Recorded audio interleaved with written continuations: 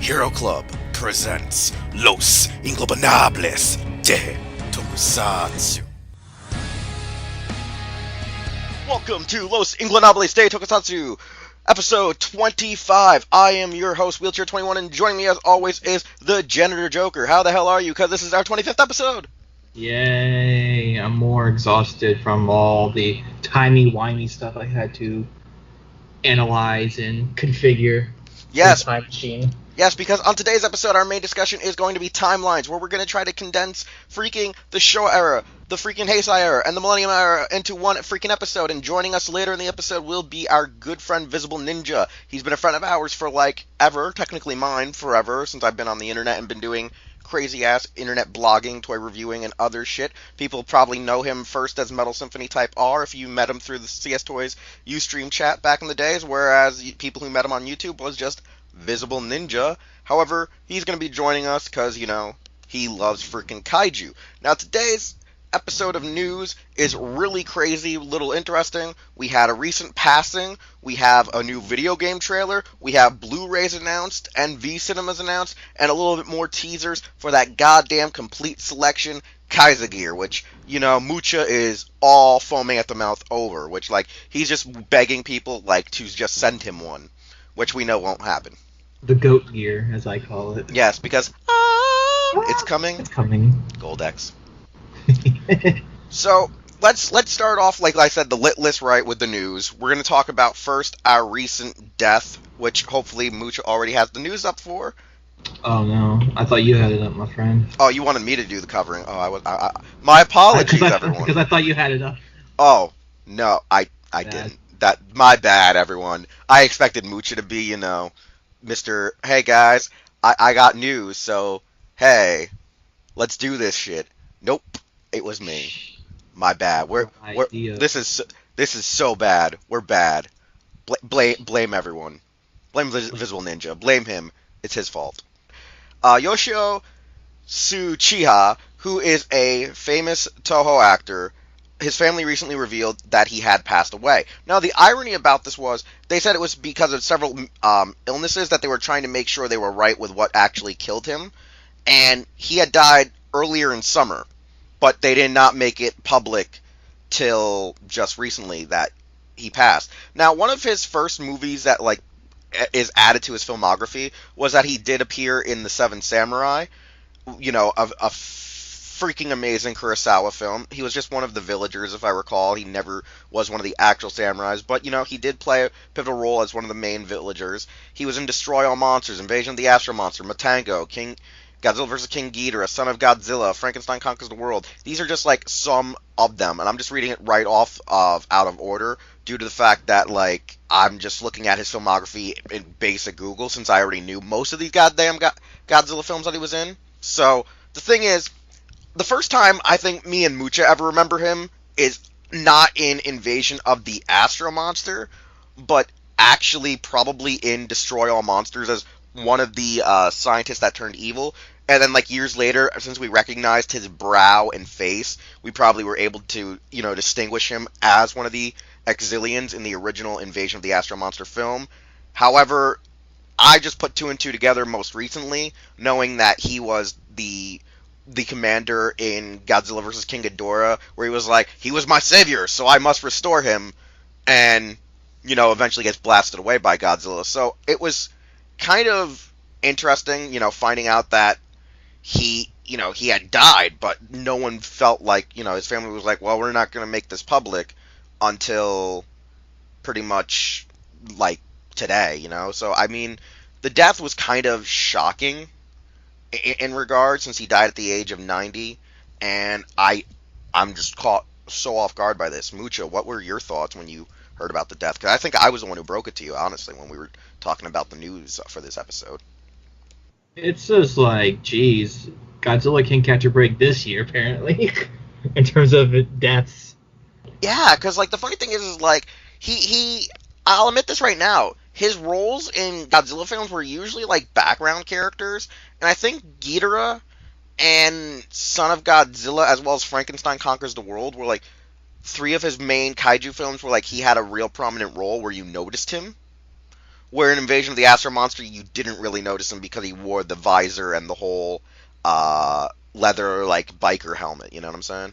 But he was great in Invasion of Astro Monster as the like stone serious commie. Alien Here's the commie. thing. Wasn't he one of the right hand guys that actually like we saw without the mask on maybe for a few scenes? Like wasn't he like one of the like guys that were on Earth talking to the one guy who was always getting acupuncture?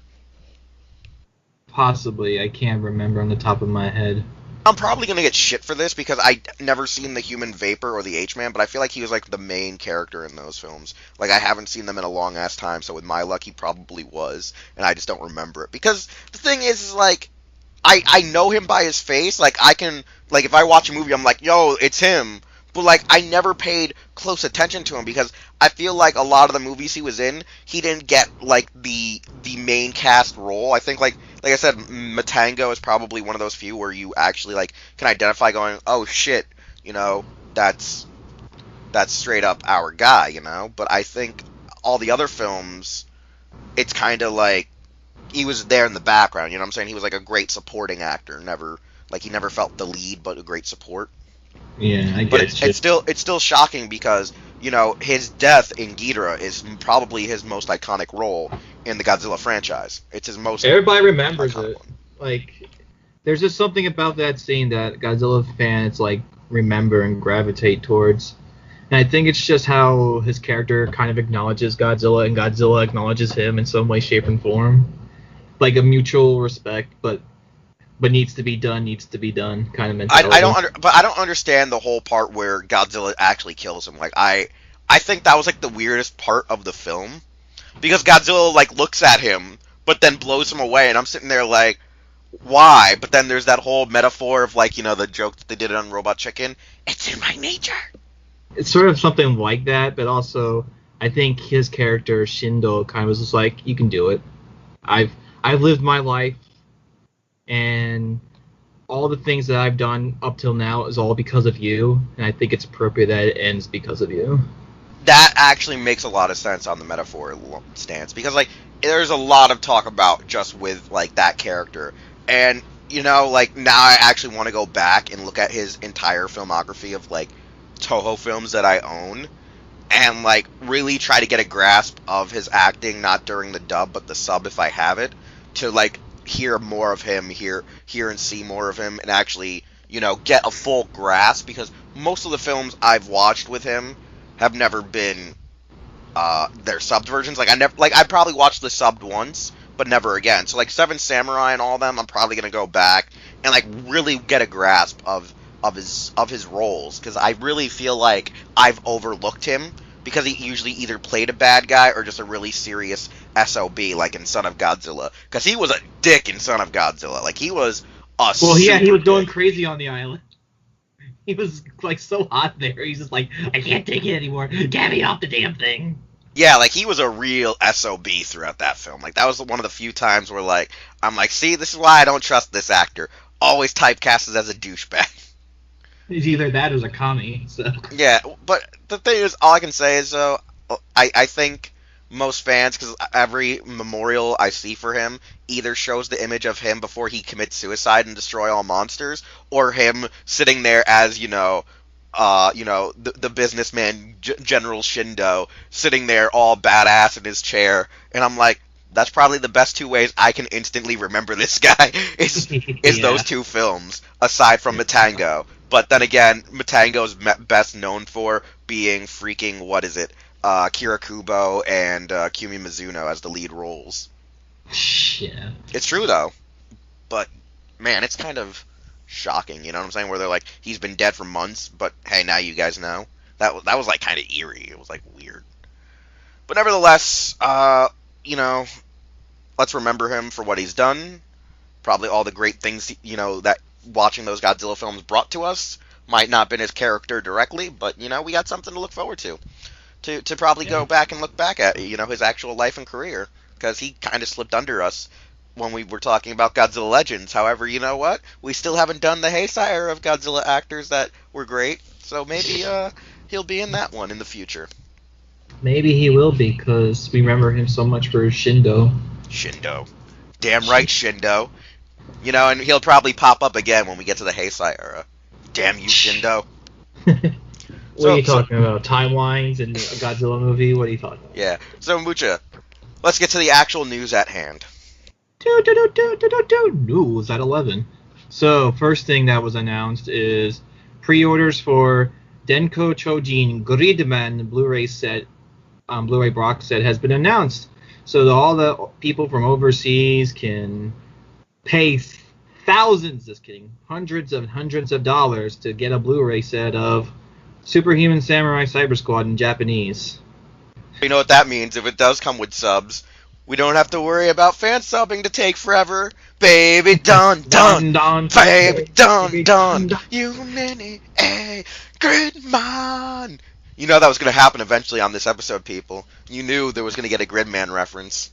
You knew. It's just like Miles Morales. Yeah. You didn't know, but now you know, you dig? It's probably not going to come with subs because it's probably going to be just for Japanese release. It's weird because some Subaraya releases have actually come with official subs, which is weird. It's like, yeah, we put subs on there, even though we don't distribute it to North America. Like, what?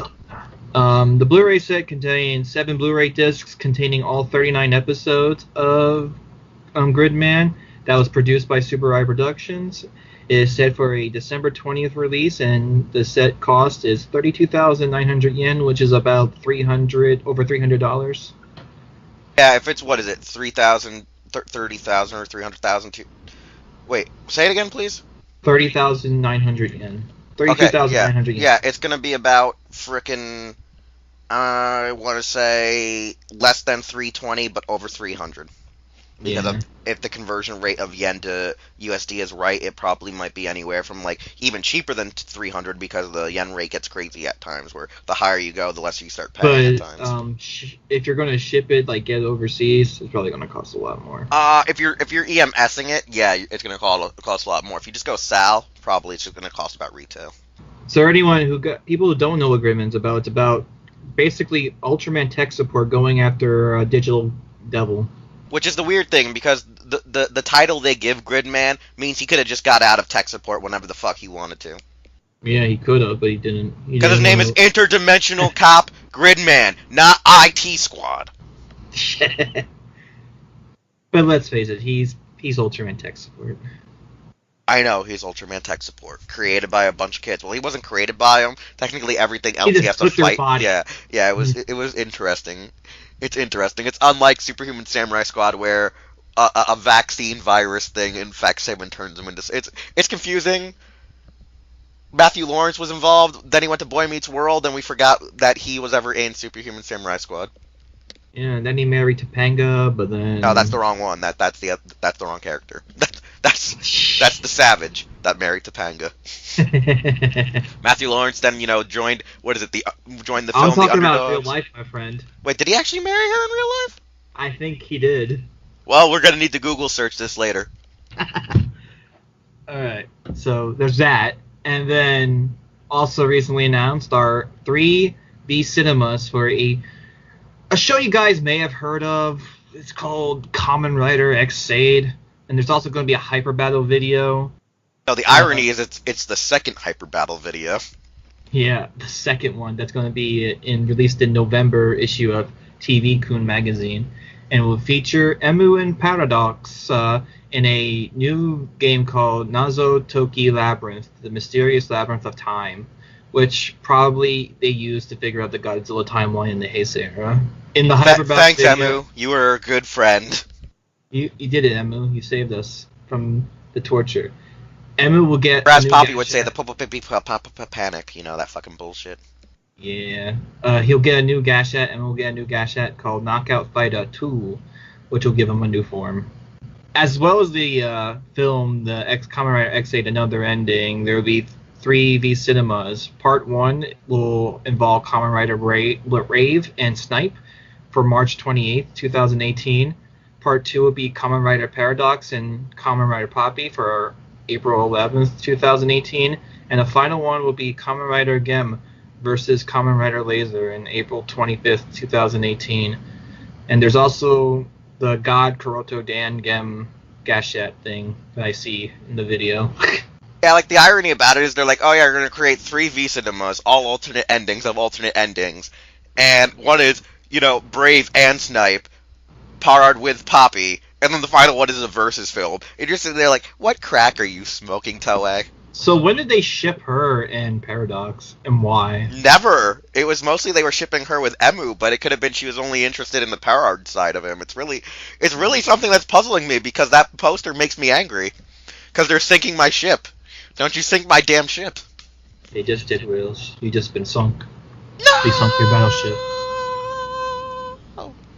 The end. But I do look forward for these V cinemas because usually the funny thing about V cinemas that occur after the series is like they'll let like the staff actually like direct the episode, like the film slash movies the way like they wanted to do the show. It's like, hey guys, we're gonna let you kind of get this shit to be like PG-13ish because if you've ever seen the Chase episode, like the monster beats the fuck out of him and then hangs him from a tree.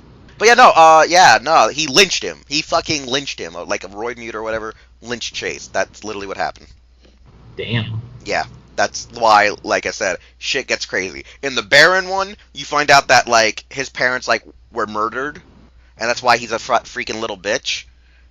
But, like... Is that why he's a vengeful banana? It's weird. It's very weird. Like I said, like, the crazy shit that goes on is that, like, in the V cinemas, dank shit happens. Like, really fucked up shit happens to all the characters. Like, I wouldn't doubt you that, like, in this one, Poppy gets, like, brutalized badly, and then, like, Emu's like, don't you hurt my Poppy. And then, like, he gets brutalized, and then Parrod's like, don't you hurt my Emu. And then he goes rushing in and, like, gets the win.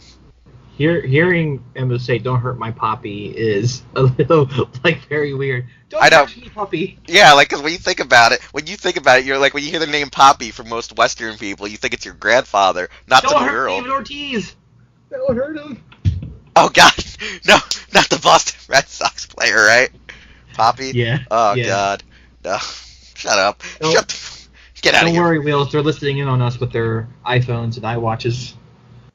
Oh, Jesus Christ. The Red Sox are fans of Los Ingobernables de Tokusatsu. They're also cheaters. No, they're not. That's the Yankees. Get it straight. No, man. They got caught. They got caught stealing signals using iPhones and iWatches. Wait, what? Yeah. Tell me later. Tell me after the episode. Okay, next piece of news. I think that's all. No, there was 2 more pieces. What was the 2 more pieces? Oh, really now, Mucha? There was the Gridman news. There was the... Mucha, really? Okay, I guess I got the last 2 pieces of news. Alright, for the first time ever, the Climax Heroes games have been restored. This time, it's pretty much called Climax, we need your money. But then again, that's what most of the friends I know said on the internet. No, those guys. This game doesn't exist. No, it does exist. The new Climax game does exist. Why are you lying, Mucha? Why are you lying? Why you always be lying? Because I'm trying to save the people. I care about the people. Come on now, we need to buy this game because no one remembers it. It's just called Climax something. Because the next installment of Climax Heroes, even though, it's been dead for like 4 fucking years. Alright, so the real actual name for the new Climax Heroes game is Kamen Rider Climax Fighters for PS4. Now the thing about this is the trailer looks pretty hype, it looks pretty interesting. However, the engine it works on, I think is based off of either the J-Stars Plus fight engine or the actual Mobile Suit Gundam Versus series, because like the way that the actual riders were fighting in the in-game footage that were non-trailer related, they were like hopping around and like, slightly just dashing around. So it's not built on the Musou engine, it's built on the more recently popular J-Stars meets Versus engine that Bandai Namco has been making. I mean, the roster seems to have almost every Heisei rider in it. I don't remember seeing really any Showa rider in the trailer. But I mean, like, I like the cutscenes. I just think the game's probably gonna suck just because I know what engine it's on and I don't like those games. Are you saying that a Toei game based on a franchise they are milking to death is gonna be bad? Well, is that what you're saying? Well, seeing that, like, the old, like, Climax Heroes games for the PSP, I actually did enjoy. I think, yeah. I mean, personally, I feel like they should make these games, like, not every year, but, make a game maybe once every couple of years and just add DLC, like big DLC packs, not just character alternatives. You know what I'm saying? Like, add, like, Well, DLC that's what I've been saying storylines. about the Kamen Rider series as a whole. take a break. Well, come on now. They can't take a break because, Bandai's sucking Kamen Rider's cock more than it's sucking Sentai's cock. I know, but yet somehow Sentai was always better. Alright, and the final piece of news is just that we have a little bit of an update teaser trailer to the Complete Selection Modification Kaiser Gear, where it actually shows a still from the upcoming, promo trailer of Kusaka's actor returning to be Kusaka, and display and demo our CSM driver, because we actually see him holding the goddamn, what is it, I can't remember what the goddamn weapon was called. I think it's like the blade gun or something? Was it the blade gun? Because I know Metal wants one. I know when he eventually learns of this, he's going to be like, oh my god, now I need to get money for this, because I love that weapon. It's my favorite weapon, because it's a giant gold X sword. Yeah. I'm not going to lie, I remember it, but I didn't think it was just called the blade gun for no fucking reason. The Toys and Fies are an interesting case of not giving a shit about the names. It's like, oh, here's the Fi shot, the Kaiksa shot, the Fi's watch, Let's never Kaiksa forget pointer. how Fi's got the Axel brace. Didn't he suck someone off in an alleyway? Well, close enough. Kaiser just throws it at him. He's just like, here you go, kid, catch. And he just drives off in his motorcycle. Oh, the irony. So, yeah, there's our news. We got a lot of V Cinemas DVD releases coming, from winter to spring, So that's some crazy shit. Bringing some crazy shite. I know, man. It's gonna be amazing. I'm looking forward to at least the movies. I'm still feeling sorry for our loss here. And the other thing is the Gold X. It's coming. Who knows what that means until later episodes of this podcast come out. Damn right. But nevertheless, let's go and contact our friend VisibleNinja and do Timelines. I'll get the Canadian single. Let's go. And now we are going to be looking at the Godzilla Timelines, which is practically our main discussion for this episode. And like I said, joining us now is the ever-lovable VisibleNinja, a.k.a. Metal Symphony. I'll be mostly calling him Metal, just because that's how I've known him for most of my goddamn life on the internet. Alright, thanks for joining us, VisibleNinja. How are you doing today? I've been better, been worse. Exactly, especially after, the most recent episode of Ninja Talks Live, which we'll have you, shamelessly plug a little bit later in the show when we wrap up this discussion. Yay. Especially the one that I just came in the last 10 seconds or 10 minutes of the show. Yeah, that's the one. Yeah, people should go check it out. It was amazing. Let's just say it got shell-shocked. Everyone got shell-shocked. Bang. So... Shout out to Kamen Rider Blade. Shell-shocked to Kamen... Oh, goddammit. And the shots are already firing once more. So, the reason we brought in VisibleNinja is, like Mucha and myself, VisibleNinja is a real Kaiju expert. He is a real Kaiju fano. And the thing about it is, there's a real reason why we wanted to do Timelines. Timelines is one of those simple things that most Godzilla fans all can agree on, but the issue is, how do you explain it to the people that don't really know anything about Godzilla, that just casually watch it, but then don't understand how a majority of these movies are canon, and then the other movies are only canon to, just the original.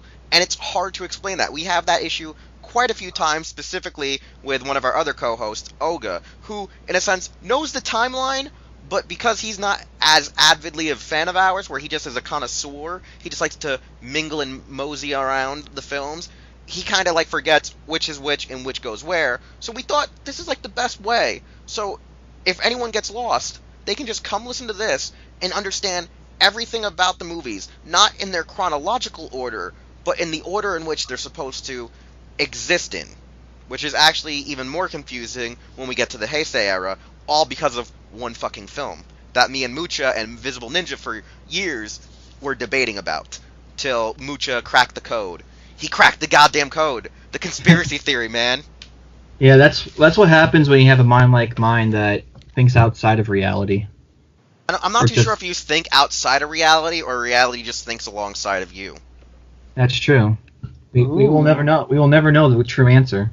Now, this is a funny thing for a backstory, and VisibleNinja knows, because I just said it like 5 minutes ago when I revealed where I was writing all my notes on. But I said to somebody the other day, which was Mucha and Project, that, oh yeah, let me get a blank sheet of paper so I can start working on the timeline with Mucha. So I started drawing it out on a piece of paper, I started writing it down, and I'm not going to show the actual paper I showed them, because it has my actual address on it, because it's an actual envelope from the Transformers Collectors Club that I wrote it all on. And because what happens is like I'll get these nice, white basic, like printer paper envelopes from the Transformers Collectors Club sent to me with my magazines in them when they still existed, and like I would just keep them to doodle on when I would get bored. Like I would just throw the envelopes into a folder of doodle paper that I keep nearby for when I'm just like randomly just writing or sketching or having to take phone numbers down when I get called by people. So. So literally right now, just expect, if you've ever had a Transformers Collectors Club envelope where it says it's from Cattle Baron Park Drive, Fort Worth, Texas, you're just sitting there going, why of all things does Wheelchair keep a shit ton of these envelopes around? I don't know. I just do it. So there's some context of where my notes were written down, where Mucha probably was like writing this down actually like on Microsoft Word or just Google searching it and writing it on like a freaking dial-up pad, or a sticky Nah, notepad next man, to him. it's all in my head. I don't really believe this, but then again, No, you man. believe what comes out of your mouth. I have that monk syndrome when it comes to certain things. I remember certain things I shouldn't. Like how Takarada wants to marry Mothra? Yeah. Yeah, okay.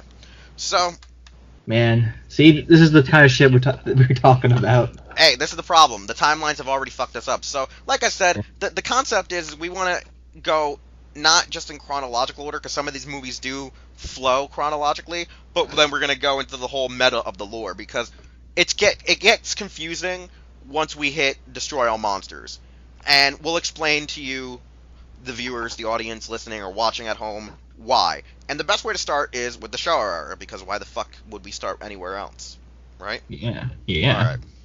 So 54 is where it all begins. It's where it has to begin for all of us.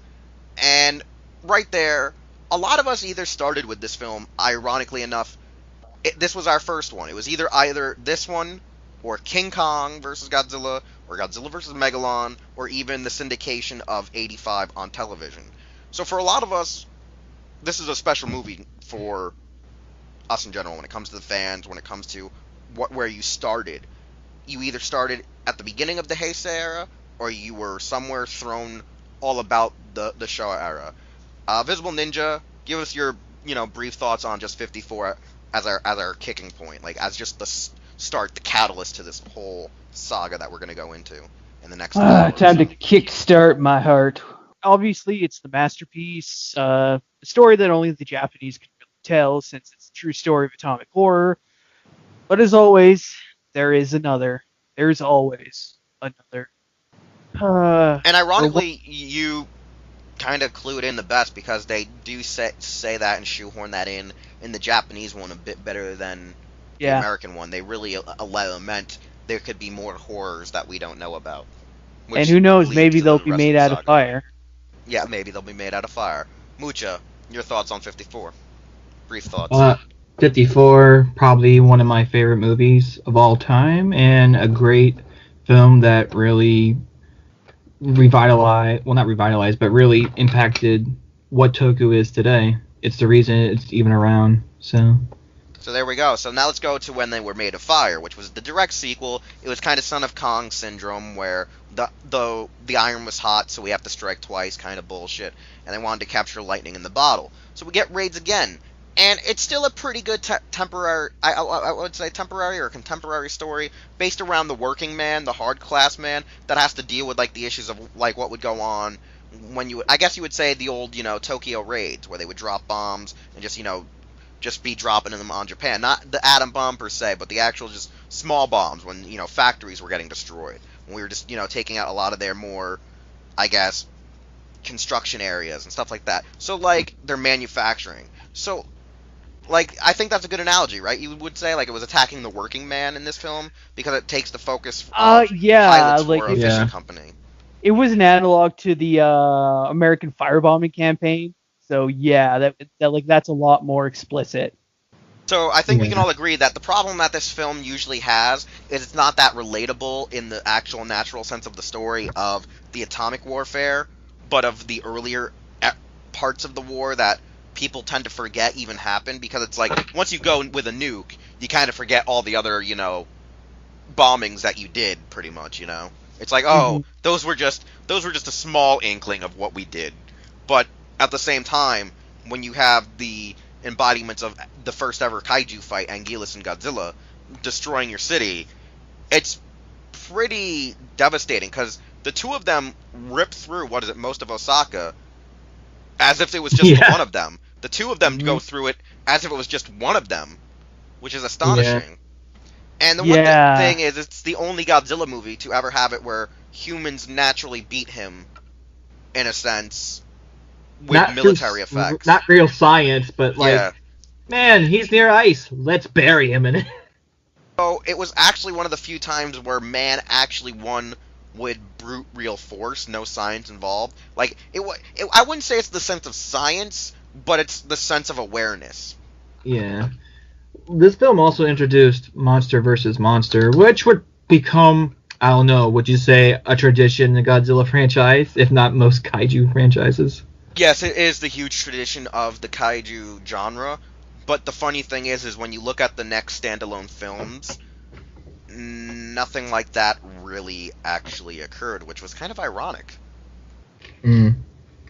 Like, I don't think you consider Rodan versus Meganula a fight, since they were Not really. one was made to be the prey and one is the Yeah. predator. Yeah. Raids again, or Gigantus, the bullshit monster, as it's known as. Curse I- you, banana oil. Yeah, I kind of do agree with you guys about it being, an analogy for how it affected the working man, particularly, like I said, the fire bombings of Tokyo. And yeah, they do an unorthodox method of taking him out. Basically, just bury those guys in ice. They'll never hurt anybody ever again. Nope, not ever Never. again. Never, ever. Never ever again.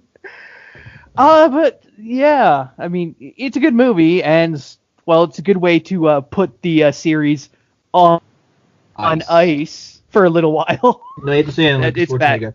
Time to put the series on ice.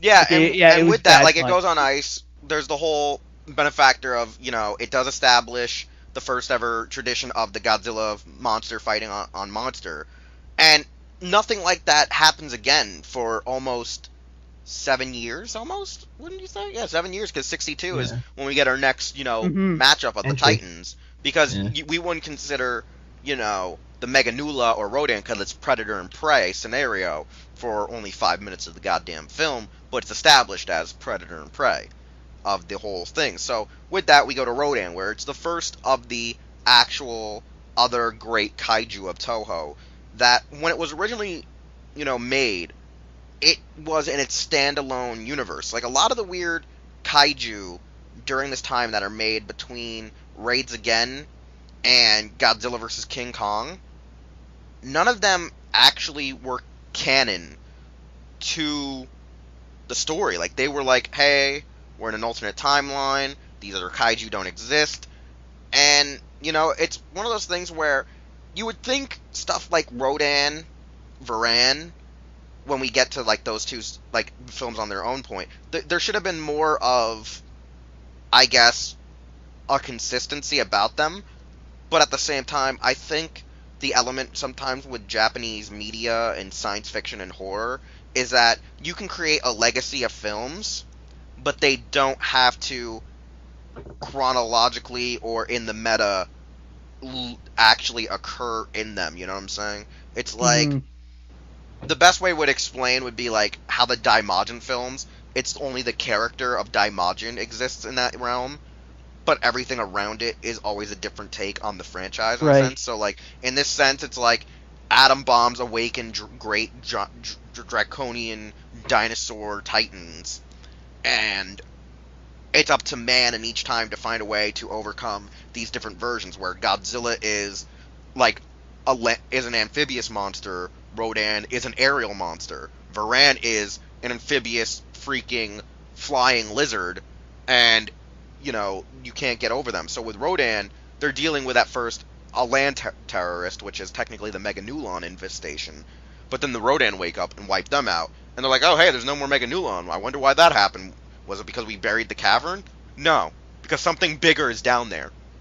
And I think that's one thing that some kaiju films never really went to explore either, was the fact of mutations and radiations and resurrections can occur in all shapes and sizes, whether it be the man scale or the kaiju scale. Like, what are your thoughts, Visible Ninja, on the whole Rodan fiasco, of how it did a different take of the whole nukes happen, monsters show up?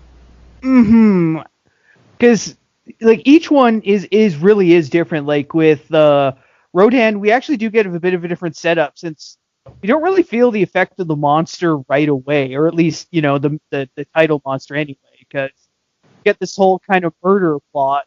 Turns out, like you said, it was Meganula, but there it leads into the Rodans, who are kind of like, because Meganula are like you mentioned, almost like a byproduct, like a fun little extra. So it's a bit harder to judge Rodan, because it is like a bit different, because there's no like direct like atomic message to it. But I guess you could say all monster movies are supposed to have some kind of a message. Maybe this one's about irresponsible mining, at the extent of the environment, maybe. Or it's just a very depressing story, because the way that it ends... It's an interesting story, because the concept is better. Like, I feel like the American prologue states it a little bit better, is that once the radiation got in the soil, it awoke in creatures that it was our fault that we just kept digging and gave them a path, in a sense. Like we unlocked it's like I think it's an allegory to the unlocking of Pandora's box. But then where Mucha, you carry off about the ending, where it becomes more of a real tragedy story. Well, yeah, because they have to make the sacrifice of this village in order to stop the Rodan from... Because there's two of them, and they have to use the volcano to kill them. Like in a volcanic eruption to kill them. And they are successful in killing the Rodans with the volcano, but it's at the cost of the village that they had to evacuate. And so the village is just burnt to the ground by the lava. The irony is one of the Radon could escape, but it chose to die with its mate. Yeah. The funny thing is that Rodan is also supposed to represent the Soviet Union, where Godzilla represents America's nuclear threat. Rodan is Soviet Union's nuclear threat. Because the allegory is that it was an unseen terror. Yeah. And for most of the film, Rodan is an unseen terror. And they try to depict it as Soviet, where you would see Rodan, they kept saying, was up on in a sense, the Red Army area when they where America got sightings of it. Because remember, America gets, like, Japan's like, oh yeah, we've been having these weird sights of people saying cattle are just missing and Japanese planes getting destroyed. And they're like, what do you mean? They're like, yeah, our planes are just, like, getting wiped out. So then, like, the American Air Force is like, oh shit, ours are getting taken out. How is it that this thing is getting all the way from, all the way up where we're borderlining Russia to make sure they don't start doing any shady shit, all the way down to, like, the French Polynesian area? And then they realize it's not that it's the one breaking supersonic barrier, there's two of them, which was, like, the whole, like, oh shit, what up? And I think that really was a crazy scenario, is that Rodan was one of the few where it was like, what if we didn't have it that the kaiju were fighting each other, but what if they're an entire species going against humanity? Yeah. Like, trying to reassert themselves as the dominant species. Well, it's not they're reasserting themselves. It's more how Hondo looks at it, is that they're tragic creatures. They're really just too big for their own good. They awoke in a world of humans where they would only be scorned and hated. So they had to die in the end because tragedy, yo. Then the next one, we go back to black and white. And the funny thing is the production for Varan is very convoluted, because it was originally composed to be an American, like, co-production.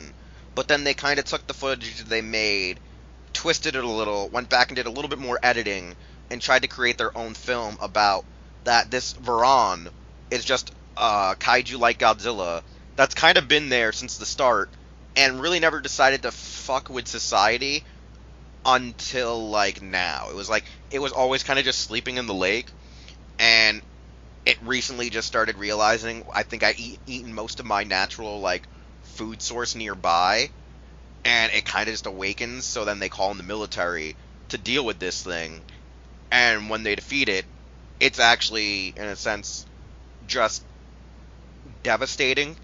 Even though Varan is kind of stupid. Like, if you watch how Varan responds on screen, he's just kind of clunky and just moving around.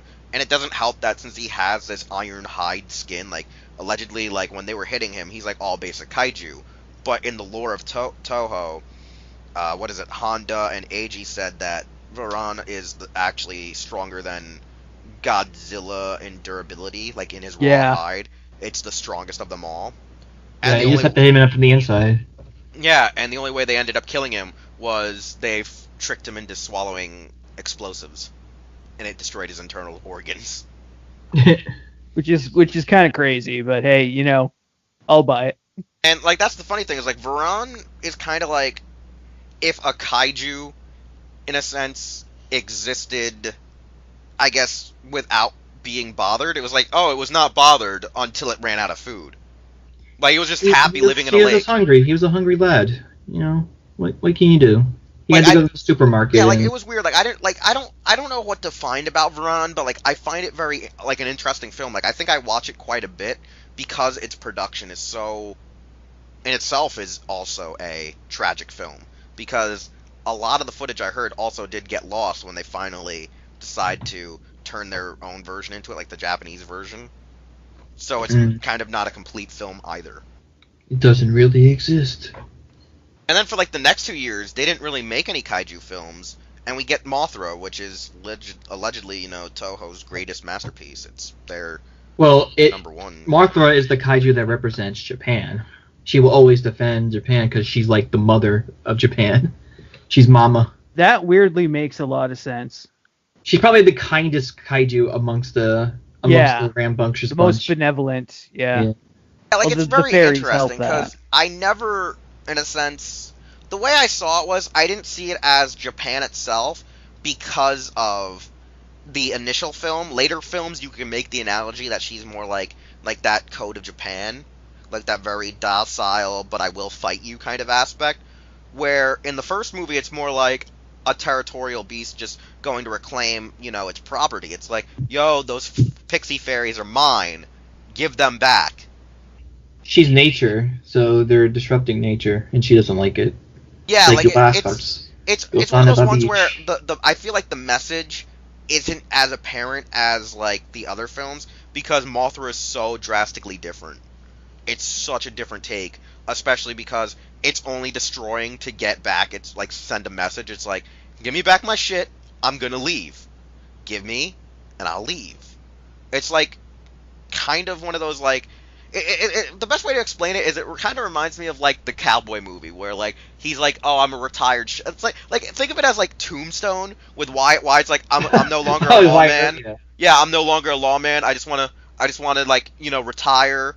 Run a saloon and gambling and do some mining. Leave me the fuck alone. And they just kept pushing, So like pretty much the best way to explain it is Jerry Ito, who's, you know, Nelson. He's the goddamn Cowboys. He's like, you know, the Clantons. And he just kept like he goes to, you know, the main guys, which are the news reporter and the archaeologist and the scientists, going, I'm not giving them back. Fuck you. They're like, yo, something bad's gonna happen if you don't. Nothing bad's happened yet. Bam! Fucking caterpillar shows up on my front lawn. The way that don't forget. God! Don't forget the whole bullshit with Rolisica being like a hybrid of the U.S. and the Soviet Union. And here's the funny thing: when I watch it, I see it. I don't see the American half in it until I see the Rolisican city is depicted as America, but its government is depicted as Russia. Yeah. Soviet Russia, we wish we had technology like America. Like, if you watch it, the city looks like America, but its government runs like Russia. The Red Scare is real, guys. So, like, with Mothra, it stands out as just very, very, very being unique. And when you think about it, here are like these great kaiju that came up out of the woodwork, and they still don't exist in the same continuity as Godzilla. Like, there's nothing connecting them. They stand outside the universe. And then out of nowhere, the eighth wonder of the world just shows up and is like, "Hey guys, I'm gonna start bringing some continuity afoot." Sup. And like, so we get 62, one of probably everyone's favorite Godzilla movie, just because it's so amazingly stupid. King Kong versus Godzilla. Basically a wrestling match. It's a wrestling match. It is, and the best part is back when it was on syndication on Sci-Fi Channel, they would actually like the narrator for coming up on the Sci-Fi Channel. If you remember the old vintagettes for when they would actually give vintagettes for movies playing, the guy was like, "Meet the eighth wonder of the world and the king of the monsters. Who will win in this gigantic clash of the titans? Find out this Saturday on the Sci-Fi movie." I find it funny that even the characters, like the entrepreneur that's like trying to get them to fight together, he's like, "Man, I'm gonna sell this like a big match." He's the worst part is he's like Vince McMahoning it. Yeah. He's like, yeah, like he's Vince McMahoning it. But here's the irony about it: he works for a pharmaceutical company. Like, how? Yeah. Yep. They need to make money somehow, Wheels. I know. Hey, that berry juice ain't gonna market itself. Yeah, and that's the funny thing. Is like the canon so far is just serious, beautiful comedy, and then after Kong fights Godzilla, Kong is expected to have more movie deals, but the license holders are like, "Nah, you can't do movie deals." So we get like in 63/64, we get Atragon, and then we also get Godzilla versus Mothra, like in that time span. So Atragon establishes another crazy kaiju called Manda, Ancient Serpent of Mu, versus a giant freaking Battleship Yamamoto-like vehicle, while Godzilla's fighting Mothra. So it's like, how should we approach this? Because Atragon is a movie I think I've only seen. I don't think anyone else seen that? I've seen it. I haven't, no. Okay, so Mucha, tell me what you think of Atragon, because I find it as like a really weird, like almost like Hunt for the Red October meets like a James Bond meets a kaiju. It is kind of like that kind of a precursor to what would be Godzilla versus the Sea Monster, I guess is the best way to put it. Like the humans doing something to investigate or on the case, and then this giant little serpent's after them as they're in their little drill ship. Like, it's a very interesting film because it establishes that this one guy who I guess works for the JDSF kind of made like his own private army, and like he's like trying to sell it to Japan as, if you hire me, we'll never need the JDSF, and we're still technically working in the contractual agreements of not having an army because this tank does everything we technically need to defend Japan.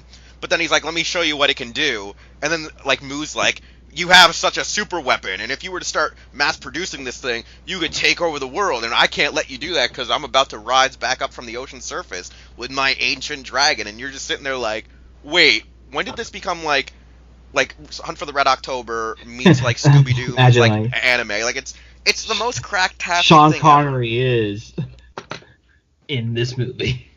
That was the thing, is like it's a very Get me the Red October. Like, get me the Katango. Like, would you agree that Atragon or Gotengo or whatever the hell you want to call it, would you agree with me that this movie feels like very vintage early 60s 70s like super robot-esque like sci-fi anime? Like, it feels like this thing feels like it should have been an anime, and when it got its anime, the anime was more army driven than it was about the sci-fi aspect. Like, it was sci-fi army versus army, but it was nothing to do with like them fighting kaiju. I was gonna say before we talked about that movie is that King Kong versus Godzilla, when I first saw it and Godzilla comes out of the iceberg, I was very confused until I realized, oh wait, Raids Again happened beforehand. Well, don't forget, most of us never seen Raids Again until like early 2000s. Yeah. So we were like, why is he in an iceberg? I thought he died from the oxygen. Yeah, like it was very confusing because like I thought that all of the Showa films were only canon because of King Kong versus Godzilla, and that the first film had nothing to do with, like, I thought it was like, oh, this is just another Godzilla, but then everyone's like, no, there's a movie in between that you don't know about because it rarely was syndicated. Yeah. So, like, when we get the rematch where you find out after King Kong versus Godzilla, Godzilla was sleeping off a concussion, which he shouldn't have been, in the ocean depths, and then a hurricane tsunami blows him to shore and buries him under a shit ton of like beach and rubble. And he wakes the fuck up and is like, "Yo, I smell an egg." Like, I mean, like one a of the monster greatest egg. wake up scenes ever is when he comes out of the dirt. Yeah, it's so great that Subaraya recreated that scene like 3 fucking times They in did, like, Ultraman. shit. And it wasn't just him. Even the company recently has done it like 2 other times when they brought back Gomez as a joke. Like every time Gomez rises, Yeah. it's a reference to 64.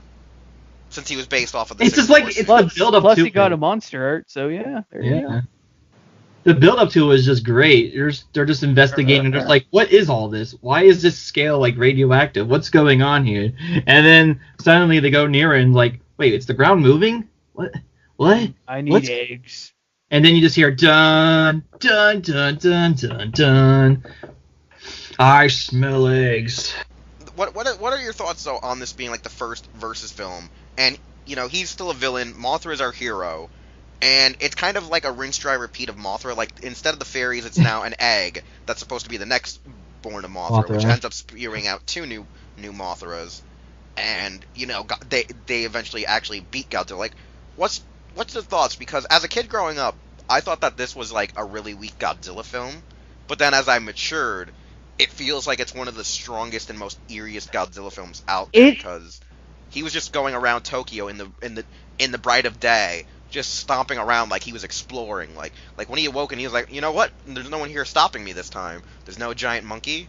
The military isn't doing anything. There's no guy I'm with an gonna eye go patch. hog Yeah, like- wild. He just started looking around. Like he just like He's just literally like was a walking. curious creature. He just woke up from his like concussion. He's just like, where the hell am I? Did Oh, I so go to he's like Vegas? Clover then.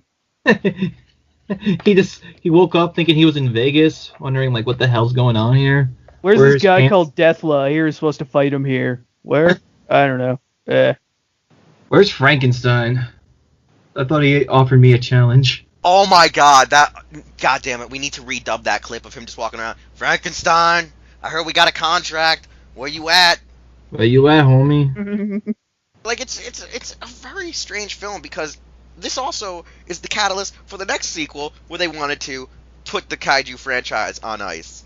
So they're like, hey guys, Rodan was our bestseller, Mothra was our bestseller, Godzilla's still selling. Let's make That's a monster Avengers where they, the shit out yeah, of them. they decide to make an Avengers movie before, you know, like the Avengers comics even existed. I think like before like a real like I think the JSA like I think, you know, the Justice League existed, but like they decided to do like their own version of a giant crossover. And it's at this point, after Mothra becomes canon to Godzilla, and we have our first actual canon timeline, Ghidorah appears, and they say, no, one of the other Rodans from the crater actually survived in that mountain. Yeah, I like the callback to the area that he died in. Like it was the same area. That was the smart thing to do. Is like both of them died there. One of them actually survived the flames. It was like It was probably the what- one that was going to die with its mate because it probably didn't get the most of the heat from the volcano. That's That's what my I think. speculation. I feel like it like fell down, and like you find out that Rodan was more of the mature type in a sense. Like it had already like kind of gone through the process of becoming a super kaiju, where the other one didn't, to explain how it survived. Whereas they kind of lament that the twin of one of the Mothras could have died from injuries with the Godzilla, and I mean, you would expect it had to be the one that Godzilla whipped around. The one that bit his tail had to be the one that probably died from internal bleeding. Because I mean, like, it bites his tail, and then he's just smacking it around like it's Loki. Beauty god. And then the thing is, you get Ghidorah, who is for the first time ever an external force. And the funny thing about how they depict Ghidorah is they try to depict the monsters as all superpowers. But I've read contradicting thoughts that Rodan and Godzilla are supposed to be Russia and America. and America, but the idea was with Ghidorah, it's supposed to be, what if after they blow each other up, another great power shows up? China. Yeah, it's like, who's gonna stop them kind of thing? Yeah, China. And so Mothra comes in there being like the mediator, saying, yo, listen, we're gonna have a new enemy soon. Like, what do you mean? Like, if you guys kill each other, there's nothing stopping, like, say, like another extraterrestrial force, like an alien or another country rising up, to just devastate the world that you allegedly love. Because that was the one thing I like, is that Mothra, like, opens up Godzilla's eyes and Rodan saying, like, they're like, you can be like ferocious carnivorous animals, but you can also be a part of the ecosystem rather than being destroyers of the ecosystem. Question: Was Ghidorah the first space kaiju introduced in the Godzilla universe? It's the first one, I think, established in the full canon, because Daggara comes out, like, what is it, 66, 65 as well, and, like, or 64, around the same time period, but it was never put into their canon. Daggara was never canon with Godzilla, outside of video games and the Godzilla Island vinyl show. Yeah. I find it hilarious that Ghidorah is probably one of the most iconic Godzilla designs, but his description when the screenwriter wrote about him was so simple. I heard it was like he has 3 heads, 2 tails, and sounds like a bell. And that's all A.G. Tsuburaya had to work with when making Ghidorah. That was like the first concept, and then when A.G. first did, like, what is it, concept art with another guy, like, they wanted him to be like red or purple with rainbow wings, and like Ishiro Honda was like, why don't we just make him an ancient gold dragon? Yeah. And the funny thing is, like, when you bring up China as Ghidorah, maybe, it's kind of ironic seeing that Mark Saraceni envisioned that China found the dead corpse and turned it into Mecha King Ghidorah. Well, hey, Damn, but, like, you never know. when we see it, like, what's everyone's thoughts of, like, the whole, like, Avengers-esque of them finally trying to tie up, like, the loose knots and make it that all of these great monsters all were, in a sense, sporadic all off of, like, the H-bomb? Because, like, in some regards, Mothra is an ancient deity, but in the movie itself, it loosely mentions that Mothra itself, as being an ancient deity, was also mutated by the H-bomb herself, because the actual island was irradiated. In regards, so it's kind of like interesting that, like, they kind of tie in that. It is, because man's got to learn to control the shit that we make, or else there's gonna be more of these giant guys running around. And spoilers, we don't. And spoilers, there are. So spoilers. And that's the weird thing is, like, when we get Ghidorah, it's supposed to be like the true wrap up, but at the same time, because of a thing that ends up becoming like a stereotypical thing to Ghidorah just retreats back into space, and it leaves a very easy open ending, which allowed them to do the next sequel, where there's even more communistic talk going on, where we have Nick Adams going to fight space communists that captured Ghidorah. The ex-aliens are commies. Which is kind of funny that they're not even subtle about it. Like, they're not even subtle. Well, I mean, it was subtle if you're a 5-year-old, because you're I don't get it. Like, I didn't get it when I was a kid. I didn't understand, like, why everyone looked like a dorky guy wearing black leather condom helmets and gray jumpsuits. Those costumes were horrible. Unless you were a woman, then you look sexy because they made your curves stand out. Of course. And that was the thing, is, like, that movie, in a sense, works off of the whole aspect, but I felt like there wasn't a good explanation. Like, the only issue I had was they never explained how the Exilians captured Ghidorah. After he got his ass kicked by Rodan, Mothra, and Godzilla, he was so weak that he landed on Planet X. That's my headcanon. Like, it sounds pretty tight. Kind of does, and it kind of doesn't, because, like, we never really see their weapons in full force, so it's like, how could you even be strong enough to take on an ancient space dragon deity thing that even Mothra knows not to fuck with? I know not to fuck with this guy. Well, maybe his self-confidence was down, and he was kind of in a bad place, and then he fell in with the Exilians and the bad crowd. He fell in with the bad crowd and their negative influence on him. I don't know. No, he had like a Charlie Brown moment. He missed the football and he's just wallowing in his own sorrows. He's like, "Oh man." No. Oh no. It's like they were taunting him, like, hey Ghidorah, if you join us, we'll rebuild you and make you stronger. And like you see the leader of Planet X with the syringe of steroids in his hand. God. Oh God. And from there, that's the last we technically see of Ghidorah for a long ass time. Like, we don't see Ghidorah for at least the next couple of years, technically, in the lore, because following that, Godzilla fights and Rodan fights, and both Rodan and Godzilla crash into the ocean, and eventually, I guess, Rodan eventually found a way to get out of the water after being, drowned underwater. Like, Rodan, I guess, washed ashore, dried off its wings, and then went and hid somewhere, while Godzilla was washed so far to like a South Pacific island, fell into the earth. A mountain kind of caved in around him, and he was like comatose for like an entire year. Like, and like the funny thing Another is, Vegas trip for him. like he was like, from what I'm guessing is after they got underwater, probably knowing Godzilla, he was like, oh shit, my buddy Rodan, and he was trying to push Rodan back up to the surface, and Ghidorah was like trying to beat the shit out of him and like was tasering him, and then when you know, Rodan was like kind of pushed to a current that would get him back up onto the surface, because you know he's a goddamn bird, birds don't belong underwater. Godzilla was just like taking that ass beating from Ghidorah. Then Ghidorah ran away when he's like, haha, I got him, I can get away now. And then Godzilla just got like swept like Kamen Rider Black out to sea, and then lands on the freaking island where the red bamboo He got is saved by at. whale mutant. Yeah, so like the freaking red bamboo army's there. Godzilla doesn't know it. You know, a bunch of guys who crash Red land Bamboo there. doesn't know it. Yeah, the guys who crash land there just stumble upon him, and they're like, "Hey, let's wake him up. Let's give him some CPR." And like three of the guys are like, "This is a bad idea." He's like, "Well, if we're gonna die here, we might as well use Godzilla to kill them." And like, and then Takarada's like, "Yo, he got a point." I'm gonna do it. You're not And then gonna they do did it. I'm gonna do it. Yeah, so they do it, and then you know, it's the craziest thing is Then like, there's the thing with the giant shrimp. yeah, the giant shrimp lobster mutation. Like the thing is, the movie itself, if I like, once you know it's a King Kong movie that wasn't a King Kong film, Yeah. Yeah. you understand what the hell it is. Like, you're just like, what? Don't forget, Wheels, before he went to battle that sea monster, Frankenstein appeared. Finally, after years and years of being gone.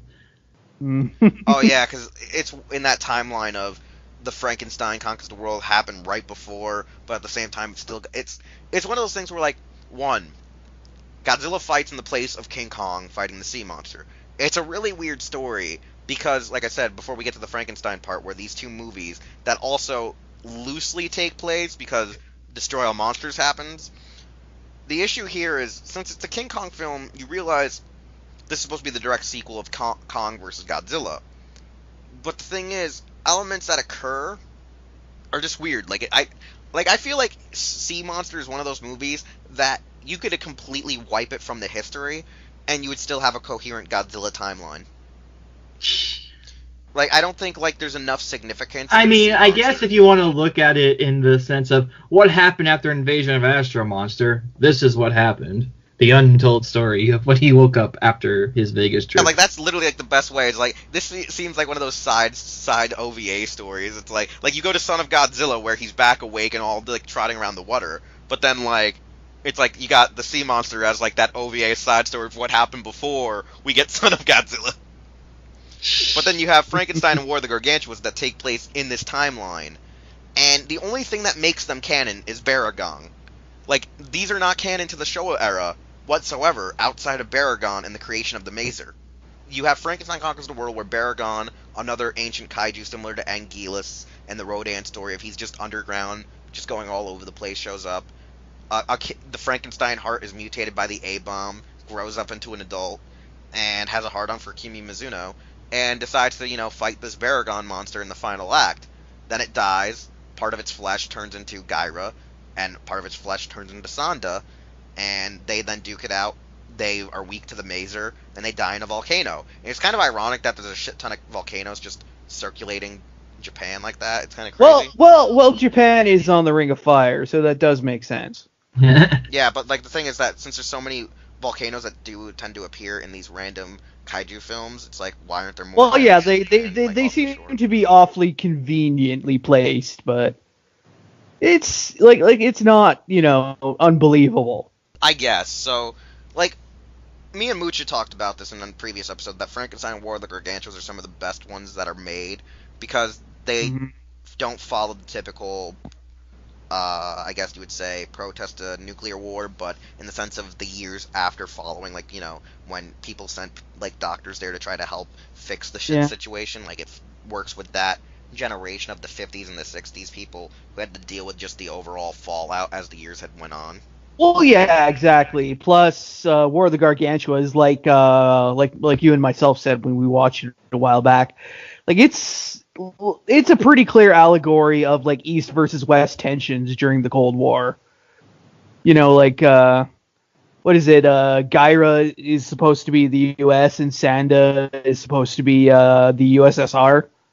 And you know, even though they're brothers, essentially, they still can't help but try to kick the shit out of each other. You get over here, you get over here, Chatterhead. Until in the end, they die in a raging, blazing inferno. So just like we might if we keep using nukes. So yeah, there you go. All right, Get the Terminator thumbs up as they fall in the volcano. Yeah. And then the next thing we get, like I said, is Son of Godzilla, where a lot of people hate this film, mostly due to the fact that Godzilla looks like a frog. He does. His face has the face of a frog. God. He's like Binya Binya from Gullah Gullah Island. Like, he's literally... like, he's something freaky in this film. He looks doofy. He's just weird, and... He had a kid, you can't blame him. Yeah, like, so he gets... He finds, technically it's not his kid biologically, but he adopts it. He's adopted. Yeah. The issue I have with the film is Godzillas are shown in later lore to evolve quite fast, even without getting additional, radiation put into them.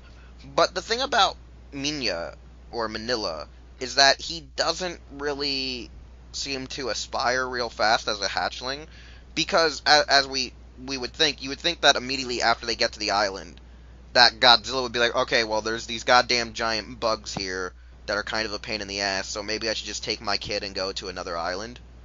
Like, I guess... I'm taking my ball and leaving. Taking my son and leaving. I guess when it was the Showa saga, like, they didn't think that Minya should mature too fast, like, a normal, like, lizard or, reptile should, where he was more a progressional evolution, but then just kind of stays like that for the rest of the series, for that kid appeal. Like, that parental kid appeal. And the thing is, I don't hate that movie per se. I just feel like for the villains that Godzilla has to deal with, which is just a couple of giant, freaking praying mantises and a a poisonous tarantula, kind of like South Pacific spider. He shouldn't have had such an issue that he had with them. Like, honestly, the fight... He really shouldn't have. Like, the fight with Kumunga, or the Spyga, it just never felt like it was really something. I think it was just more that Godzilla was trying to prevent Minya from getting hurt, so he was, like, on guard, protecting someone else, not particularly focusing on offensive brutality, like he usually does. Yeah, because in the first fight where he does offensive stuff, throws a rock, Macris hits it back, smacks the kid right in the face, and he's like, Jesus Christ. Son of a bitch. This is going to be terrible when I try to go take the court to this. Like, so Godzilla, how'd your kid get that black eye? Well, I was trying to fight my antagonist, Praying Mantis, over here. Wait, hold up. What? Yeah, I was fighting a praying mantis. Sir, give us the child. What do you mean? What do you mean? No! Minya! Yeah. Yeah, I will admit I'm not a huge fan of this movie, but... they get stuck in snow, and then somehow, allegedly, but when you go in the chronological order, they were just magically scooped up and taken to Ogasawara Island, where if you go in the canon, you have it that, there's Godzilla's Revenge, which takes place in the outside realm of Godzilla films, where obviously every Godzilla movie, it's pretty much just a headcanon for a kid who is watching it growing up in the 60s. So, like, in that point when Destroy All Monsters happened, he was just a kid who had seen the film, where in the canon, Destroy All Monsters is the end of all of it. It's supposed to be the very final movie. It's the last of the Showa Era, technically speaking. So, like, we can all agree with Godzilla's Revenge being like like us, like as kids, like if we were kids growing up in the 60s, it kind of works as a standalone film because it encompasses the viewer, the enjoyment. Mm-hmm. But, for adults now, they're like, I hate that dub. I hate that. It is stupid, but like for the target, like I know they say Godzilla movies have always been Like, this is especially around the time when they really started retooling Godzilla to be very kid-friendly. I mean, obviously, but... As a response Like, to Gamera. Yeah. But for the... but before, like I said, the intended audience, I mean, it's not a horrible movie. Looking back on it as an adult, I mean, yeah, it's shit, but it works for who it's intended for, so... And then we go into, Hedera, followed by Gigan. Hedera is a really hippie-tastic movie where Very. you either watch it because you're just mortified at what you're watching, or you watch it because you're one of those weirdos who supposedly gets the message and think it's a magical movie. I'm one of those people where I think when I watch it, I just pull out a crack pipe and just, want to enjoy it when I'm high. Enjoy it as you're high. But, then I know friends of mine who are like, this thing is a masterpiece, and I'm like, are you also high? Because I know you do, more drugs than I do. And I mean, you do, the hardcore drugs. I'm like, you guys do hardcore drugs, so I'm like, I'm pretty sure, you guys there are just whiffing and enjoying it, and yada, yada, yada. Yada, yada. But no one else can agree with me. Hedera is one of those indifferent films where, maybe you watch it because you do find some enjoyment out of it, but you don't think it's fantastic like others do. I'm kind of like that, yeah. Hedera is definitely, like you said, very hippie-tastic. It very blatantly has that kind of environmentalist message. And, again, actually, I don't hate Hedera, but just being a huge lump of goo, essentially, doesn't exactly strike me as a terrifying monster. You know what I mean? Yeah. Now here's a funny thing. It's one of the only post-Destroy All Monster films that also doesn't address Monster Island in some regards. It's one of the few that doesn't. That kind of exists in that film. He's just wandering samurai who's just yeah, what am I gonna do today? The best way to explain it is, it's kind of like if you take the opening scene of Godzilla swimming in Son of Godzilla, and then just chop it in when he shows up to burn the pollution in the middle of the Pacific Ocean, which I don't understand how it would be that thick or floating. It was just weird. It was weird. Just weird, man. Mm-hmm. And then we get the first inkling of the in canon, Destroy All Monsters. After Destroy All Monsters, Gigan loosely supposed to take place after it, but it's really before it because they didn't stay with the timeline. And you got Gigan here, where technically because of Monster Island, Varan is now technically canon, Baragon is canon, Atragon is canon. So a lot of the films, even King Kong Escapes, is canon, which we barely touched on. The only thing canon about it was Gorosaurus. So, yeah, everything becomes canon in the timeline here at Gigan, even though chronologically it's already been stated as canon. Because this is the first one, because that's the weird thing.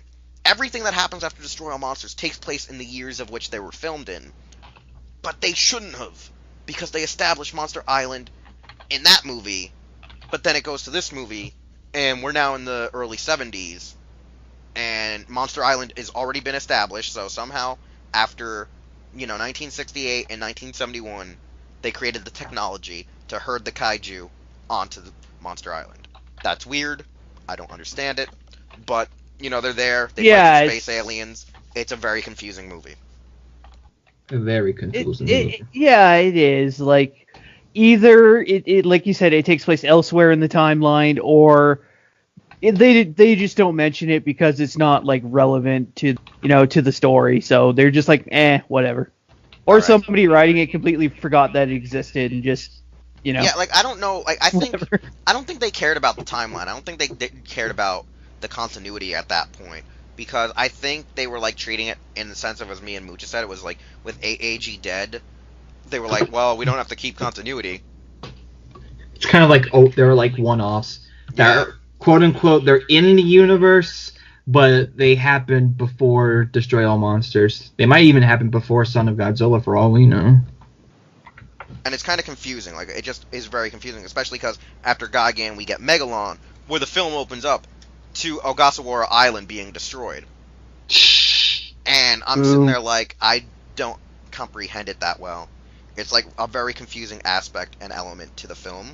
where Yeah, it just Ogasawara Island gets destroyed, Seatopians arise due to the same nuclear bombing, and they decide to attack the Earth, and it leads to Guy Gan's return after his previous movie, because you find out the Nebula Space Hunter M is like, all right, we're gonna make another stand, and we'll join forces with this weird organization that is like the ancient Mu people to take down the Earth once more, and we'll both populate the planet together. damn Seatopians. Always fucking things over with their clan dances.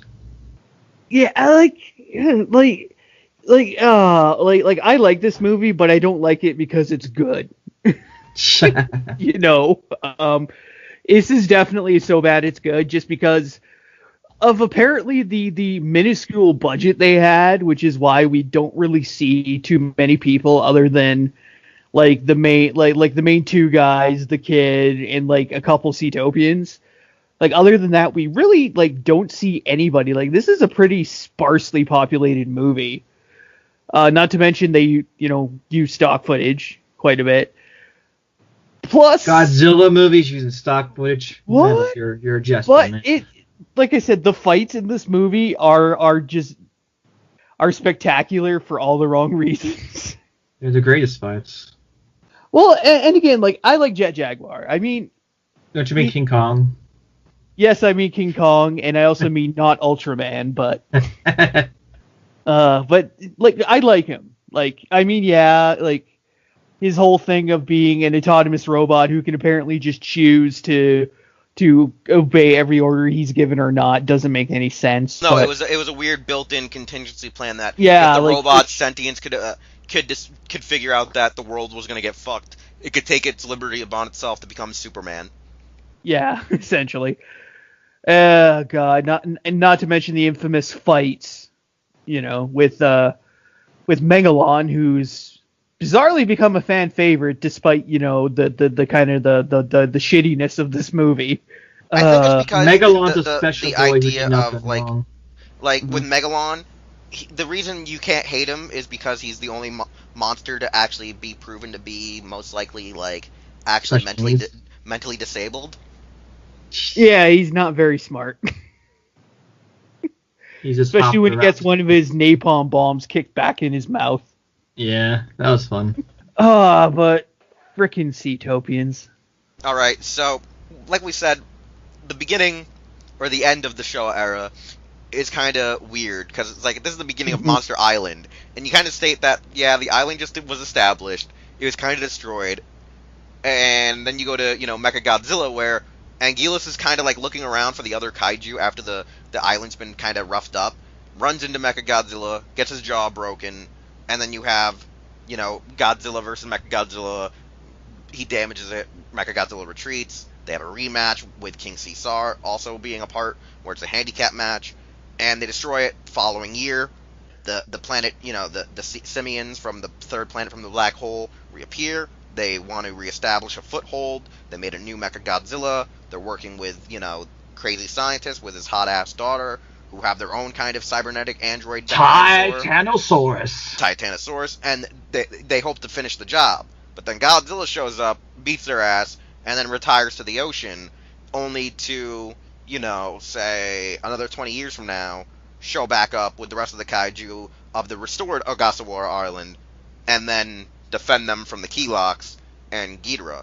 And, like, the funny thing is like, both endings for Terra Mechagodzilla and Destroy All Monsters, whether you go chronologically in the order in which they were made or chronologically in the canon, is a good touch. You know what I'm saying? Because the last thing you actually see is technically Godzilla.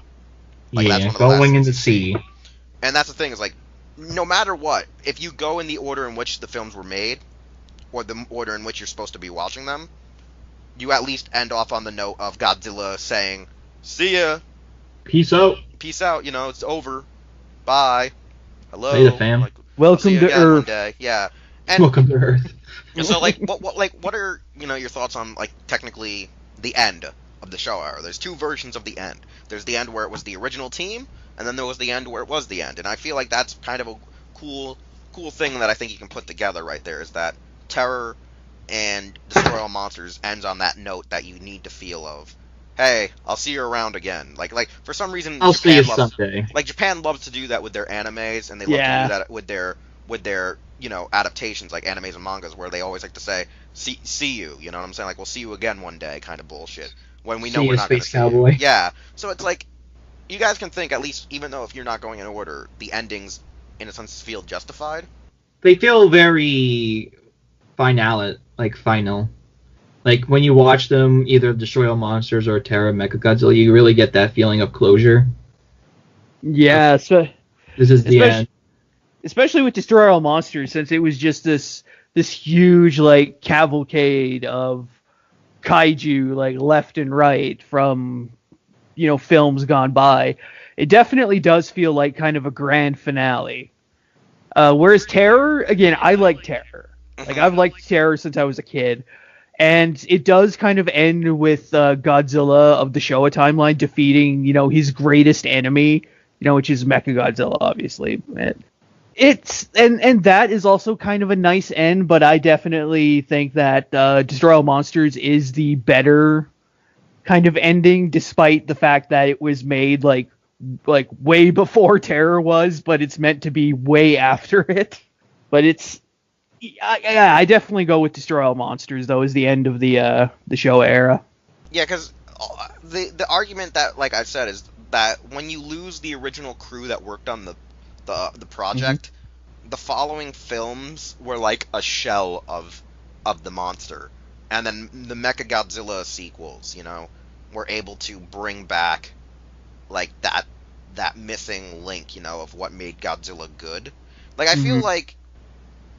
like elements from both Mechagodzilla films weren't elements that I would want to attribute to the real Showa era that we know, which is 54 to Destroy All Monsters, but it still had that style to it. And as me and Mucha said, like Gigan, Megalon, and Mechagodzilla, it was just that Fukuda was just doing his job. He didn't want to do it, but he was still able to sort of do what he could do with the projects, even though for some fans they either love or hate him. Yeah. Mhm. And pretty much right there, we just explained what the hell is your Showa era in practically an entire hour. Now, Do you want to give like a quick rundown just in case people lost track of it all? okay, we'll give you a quick rundown, and I'm going to say this right now for everyone. Since we've already gone an hour, we're going to cut it off here, and we're going to split timelines into 2 episodes because we're taking our time gracefully in discussing these films. So I didn't think we would take a full hour just to do the Showa era, but let's see how quick we can go through the Heisei era and Millennium era, because this might be a 3-part scenario. So we're going to give you a rundown, we're going to wrap up, and then we're going to still, even though we're sitting here, we're going to still record the episode, and then just cut it down, and cut it down, and cut it down, until we have all 3 of our juicy parts for you. Who would have thought? Timelines. Possibly parts 2, Crazy. or the Timelines Shout out to trilogy. Charlie Day, baby. Damn right. So the timeline that we have is that from 54 to 62, which is Godzilla Raids Again, and King Kong vs. Godzilla, no other kaiju movies technically connected to the timeline. Whereas Godzilla vs. Mothra and Godzilla vs. Ghidorah finally ties the knot between Rodan and Mothra. Now at this time, when we go from Ghidorah to Invasion of the Astro Monster to Godzilla vs. the Sea Monster to Son of Godzilla, no other kaiju movies that were made in that time, like Atragon, Frankenstein Conquers the World, War of the Monsters, or King Kong Escapes, still are canon. They don't technically become canon until we go to practically Godzilla's Revenge, or Godzilla vs. Hedorah, or Godzilla vs. Gigan, where Monster Island has been established. However, Monster Island, where it was established in chronological order of the film's release, in Destroy All Monsters in 1968, was your end-all be-all, following Megalon, Mechagodzilla, and Terror Mechagodzilla. That was the interesting thing about the Showa era, was that monkey wrench that they threw at us, following the true departure of the original crew, which was Ishiro Honda and Eiji Tsuburaya. Now, Tanaka still stayed with the projects, and he was still there throughout the entire working process with it, and then he brought back Honda for Terror Mechagodzilla. But after that was pretty much the end-all be-all, because Tsuburaya went off, tried to continue doing the Ultra saga that we know of, because he was working on, the Return of the Return of Ultraman at the time, or around that time. He was just finishing 7, going into the Return of Ultraman, and he dies, I think, during the process of that show, because he had died somewhere in the late 60s, early 70s, and at that time, because of respect, Honda went and actually worked on Ultraman around the time of his death, which was kind of cool. So that's one thing we'll talk about one day, is when we actually have seen all the Ultraman series. Me, myself, Mucha, maybe we'll bring in the Woman of Ultra, and we'll actually go through a timeline of the Ultra series, because that's going to be fun. But overall, I think we can say that without Destroy All Monsters and some of the earlier films, the other movies just stand alone. They're not canon. Yeah. And they start becoming canon only through Godzilla. Like, Godzilla, in a sense, is that connector. He's the linchpin. Honestly, Godzilla is the Kamen Rider Decade, for some of you Kamen Rider fans that aren't real Godzilla fans. He's like the Decade. He's like, I'm just going to try to find a way to bring these universes that are parallels and pull them together. And with that, we're going to wrap up this episode. And, we got to thank, first off, for part 1, VisibleNinja joining us. VisibleNinja, give us your plugs. Well, you can find me here on YouTube at VisibleNinja. It's all kinds of great stuff there. I do streams on Mondays and Wednesdays at 9 p.m. Eastern. Mondays is Gundam, and Wednesdays is Toku. So it's going to be all kinds of fun. And, of course, I have social media, Twitter at VisibleNinja0, Instagram, VisibleNinja1. And, yeah, that's about it. Go check me out. And give me ad revenue, because, goddammit, I need it. All right. Well, you already know how to find me and Mucha, because at least in the description below, you can find out how to contact us, reach us, and see our crap. As well as when you get to the outro, you will see what is the way to see Hirotaku, or not say Hirotaku, that's our other place that we work at, but Hero Club. You can find us at, Hero Club for Life, and its actual website. And you can check out all of our sponsors that kind of help us. Well, not our sponsors, but places we shop, as well as our sponsors, because we promote everybody. We're fair game. Most of the time. Most of the time. Except for the people that get cut out when I make jokes about them. Because you're not being helpful. Okay. I do my thing, man. And I can't be controlled. But anyways, this is part 1 of Godzilla Timelines. We'll see you next week with part 2, where I explain madness and time travel. Hey, it's Wheelchair21, and thanks again for listening to an all-new episode of Los Ingobernables de Tokusatsu.